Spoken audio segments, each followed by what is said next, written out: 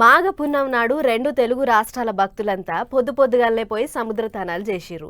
ఆ టెంక గుళ్ళకి పోయి దేవుళ్లను గట్టిగా తలుచుకొని మొక్కులు పెట్టుకుర్రు. అగో భక్తులంతా గిట్ల చేస్తే అనంతపురం జిల్లా తాడిపత్రి మండలంలో ఉన్న ఓ ఊరోళ్ళు మాత్రం మాఘ పున్నం నాడు మేము ఊళ్ళో ఉండమంటే ఉండమని అడవి బాట పట్టిర్రట.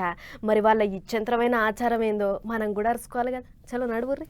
చిన్నదైనా పెద్దదైనా పండుగ వచ్చిందంటే చాలు ఇల్లు శుద్ధి చేసుకుని పూజా కార్యాలు చేసుకుంటారు చాలా మంది. కానీ తాడిపత్రి మండలంలో ఉన్న తలారి చెరువు అనే ఊళ్ళే మాత్రం ఊరాను ఊరు ఇండ్లకు తాళం పెట్టి అడవి బాట పడతారు. దొడ్లో ఉన్న పసరం ఇంట్ల కుక్కలను కూడా ఎంట తోలుకొని బావులక్కడికి పోతారు.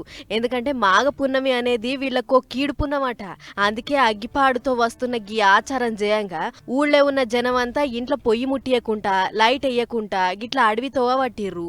మరి గీ అగ్గిపాడు ఆచారం వెనక అసలు ముచ్చట ఏంటిదంటే ఓ 4-5 ఏళ్ల కింద ఓ బ్రాహ్మణుడు ఆయన మనుషులతో కూడి ఈ ఊరికొచ్చిండట. వచ్చి ఊరోళ్ళ మీద కలవడి ఆళ్లను కొట్టి దొరికిన ధాన్యాన్ని ధనాన్ని ఎత్తుకుపోతుంటే ఊరోళ్ళు అడ్డం తిరిగి ఆ బాపనాయనను పొట్టు చంపేసిర్రట. అట్లా చచ్చిపోయే ముందు ఊరికో శాపం పెట్టిండట బాపనాయన. అప్పటి సంధి ఊళ్ళో ఏది చేసినా కూడా కలిసి వస్తలేదట. దీంతోని ఎట్లరో దేవుడా అని కింద మీద అయితుంటే ఓ రోజు ఊరోళ్ళంతా కూడి చిత్తూరు జిల్లా చంద్రగిరిలున్న ఓ జ్యోతిష్యుణ్ణి కలిసిర్రట. ఆయన ఊరోళ్ళ మాటలన్నీ విని మీరంతా ఏ ఇంట్లో కూడా పొయ్యి ముట్టియకుండా పొద్దుగాలనే ఊరొదిలి అడవికి పోవాలి. మాఘ చతుర్దశి అర్ధమరాత్రికెంచి మాఘ పున్నమి అర్ధమరాత్రి దాకా నిప్పు రాజేయొద్దు.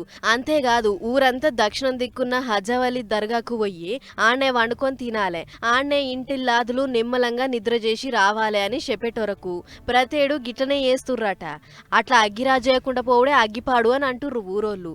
ఇక గీ ముచ్చటిని కొందరు ఈ కాలంలో గీసొంటి మూఢనమ్మకాలేంది అని కొందరు అంటుంటే ఊరి ప్రజల ఆచారాన్ని గౌరవించాల్సిందే అని ఇంకొందరు అంటుర్రు. ఆయన మన దేశంలో ఎన్నో ఆచారాలు ఉన్నాయి. అందులో వీళ్ళతోటి ఏమంటారు?